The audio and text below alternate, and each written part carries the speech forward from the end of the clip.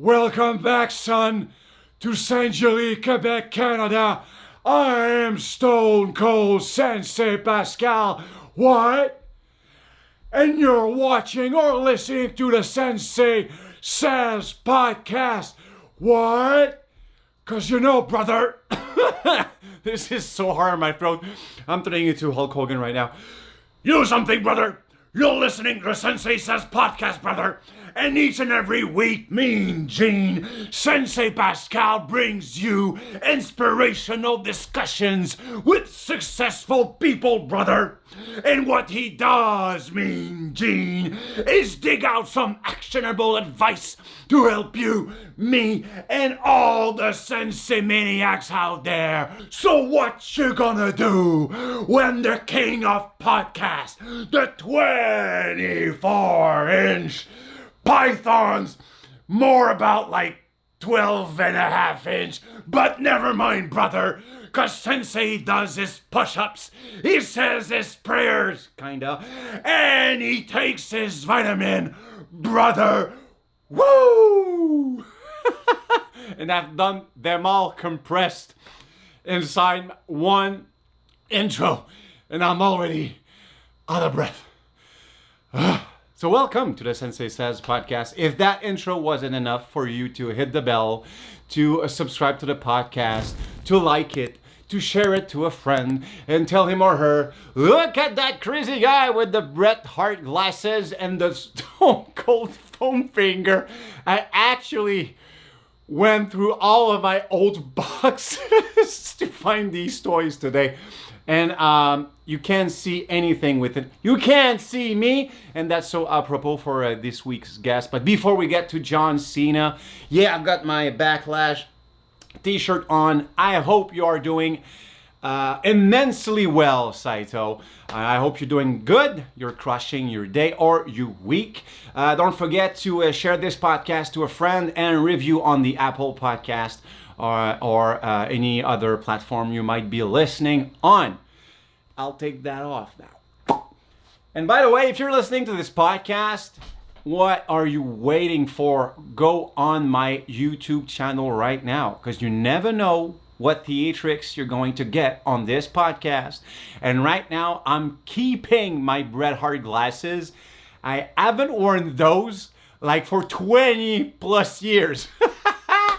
I used to play wrestling, pro wrestling, WWE with my friends. Like when you're teens, right? When the parents are gone and you've got the whole basement to yourself, we'd take my wrestling buddies you see in the back right there and just pretend we were the Hart Foundation. And yeah, I'm a huge wrestling fan. Obviously, I've got my Backlash t-shirt on, and I'm talking about that very event with John Cena in the upcoming Vinted interview that I'm delivering you this week on the podcast. See, on the back, there you go, my John Cena. See those straps, brother? And I could do that voice like forever and ever. All right, I'm gonna take those off. Before that, like end of August is actually my birthday. Yeah, thank you all. And last year I had a surprise visit from the Hitman himself, Bret the Hitman Hart. This is Bret the Hitman Hart, and I got a very special happy 40th birthday shout out going on for August 22nd to my longtime fan Pascal, and this is booked by your whole family. They've all reached out to me and let me know what a big fan you were of me and how many times you were in my corner cheering me on. I just want you to know that for your 40th birthday, I'm going to be in your corner, Pascal. I'll be cheering you on because you are an awesome fan. You've always been there for me. You are the excellence of execution in everything you ever did. Thanks for going out to my ring music all those times and cheering me on. And just know that your friends love you. Have a great birthday, because you are in life the excellence of execution in everything you do. And you are the best there is, the best there was, and the best there ever will be. Good luck with your new gym. Stay safe, and God bless. Well, thank you, Hitman. That was such a nice surprise from my family. So I now have Bret the Hitman Hart and John Cena within the same podcast episode. We're reaching for the stars. We're going straight to the moon. All right, let me take those off, because they really hurt my eyes. I don't know how you did it, but Bret, you're You're a legend. All right, my hair is all messed up, but never mind. So yeah, this week in the Sensei Says podcast, vintage interview with John Cena. I had the pleasure to talk with him. And when superstars like that are doing a media day, you only get them for maybe 5-7 minutes tops. So I made, back in the day, like maybe 14-15 years ago, the most out of it. And John was really a good sport to participate in all my follies. We're doing the comedic quiz and all that kind of stuff, and you can feel the fanboy in my voice during the interview, and I hope you will like it. Right after that, I'm gonna give you the impressions I got from the interview and the inspiration I got from John Cena's career in terms of authentic leadership and the 3 key values to develop that skill within yourself, which are hustle, loyalty, and respect, because you can't see us. Hey, John. Hey, what's up, man? Hey, I'm good. It's a pleasure and an honor to talk to you, man. Thanks, man. You may not know that, but we come from the same wrestling school in Boston. Oh, get out. Where'd you go? Clark Kowalski's. Oh, get out, man. I was right up the street from my house. I'm serious. I went there all summer long down in Malden, and then it changed into chaotic wrestling in North Andover. Yep, that's right. Yeah, cool. I've got some questions for you. I've got some answers for you. Cool. I like that. Your U.S. title belt has changed since the last time you had it around your waist. Was it your idea or WWE's? No, that was my idea. They were kind enough to kind of let me experiment with the title, and that's what I came up with. Cool.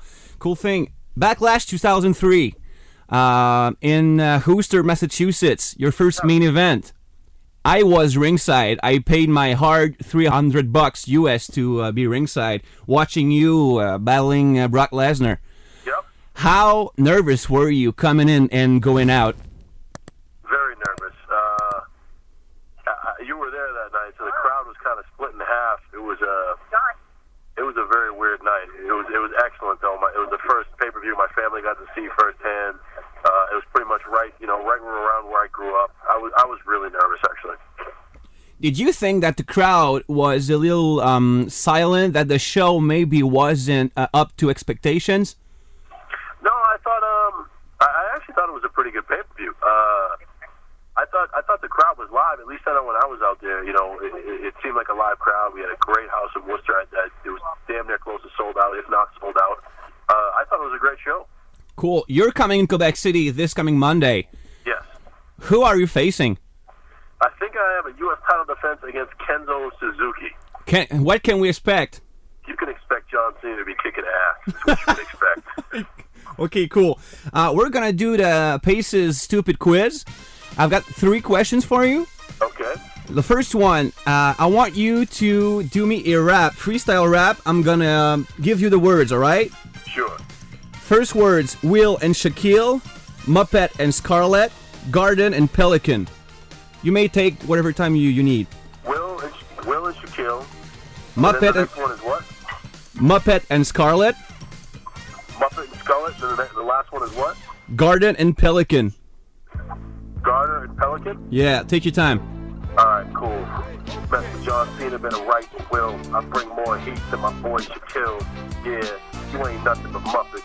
I smack your skull and turn your face into a mullet. I can't remember the last rhyme, so for the last time, I'm gonna shine. Know that it's mine. Yo, I hit you with a garter, word to mother. Yo, there ain't no other like me. It's more than likely you might see or might not see John C. ENA. You about to realize that we don't play. And if you get in my way, ain't no chance you gonna be. You laying down for the 1, 2, 3. Word up, kid. That's great, man. Second question. Whom would you rather face in a dark New York street? Number 1, a naked William Hung. Number 2, a horny George W. Bush. 3, a beard supporting Paris Hilton. What was the last one? A beard supporting Paris Hilton. You know, as horny as he might be, give me George W. because I'll smack the sex out of his face. You know what I'm saying? I'd like to get him in there and show him what I got. Willie Hung, I can't mess with. In Paris, I'd like to, but I'd like to get Bush in the ring for a little bit. Cool. Final question for the quiz. It's called Find the Teammates. I'll give you a team name, tag team name of the 80s and 70s. You give me the teammates, all right? Sure. Powers of Pain. Powers of Pain with a Warlord the Barbarian? Yeah, you got it. New Foundation. New Foundation was Jimmy Anvil and... God, I can't remember. I'm sorry. I can't remember. Owen. Oh, that's right. Twin Towers. Twin Towers, where Earthquake and Typhoon? Bossman and Akeem. Oh, that's right. Okay, keep going. Here's a hard one. High Energy. High Energy. Oh, my God. That sounds like something Martel would be involved with. Coco Beware. Coco Beware and Owen Hart. Oh, okay. Last one. First version of the Midnight Express. Which was Dennis Condrey and Bobby East. You are correct. This is great. Thank you for your time, John. You got it, my man. How fun was that? John Cena on the Sensei Says podcast for a vintage episode. The rap thing was actually real time. So I pitched him 8 words, nonsensical words, but they were rhyming. And the guy went like that. So he is really the Doctor of Thuganomics. Woo, woo, woo. Ba, ba, ba. You can see him, and he dominated my challenges again, even though it was maybe 10 plus years ago. Thank you, John, for allowing me that fanboy moment. I really enjoy that. And I'm sure you heard that in my voice. And it's so fun for me to just revisit these interviews because it's like souvenirs or memories I haven't revisited for a long time. So for me, it's emotions. It's like remembering myself like behind my microphone in the radio studio in Quebec City, preparing for the interview, waiting for the call, being nervous. Like, I'm gonna talk to John Cena. He was a big thing back then. Well, he was actually becoming a big thing. That was his US title run. I think the first one when he was the Doctor of Thuganomics, or like switching to his current persona. So again, really cool moment, and I hope you have enjoyed that. Now let's speak specifically about authentic leadership. Why that? Because I do think that John Cena is a prime example of authenticity, and everything it stands for, I think obviously makes him a proper leader. So the main 3 qualities or values that we should uphold to become an authentic leader based on John Cena's own code. Number 1, hustle. I think, again, John Cena is just a leader at that. I think all of his peers, the one thing that you hear is that John Cena is a workhorse. The man has granted, I don't know how many Make-A-Wish wishes to children. I think it was a record-breaking number. So the guy is like 25-8. If there were 8 days in a week, it would work the entire day too. But again, it comes back to a theme that we've been observing throughout our interviews so far from successful people. Every success story comes with a story of hustling, non-stop work, being committed, being dedicated.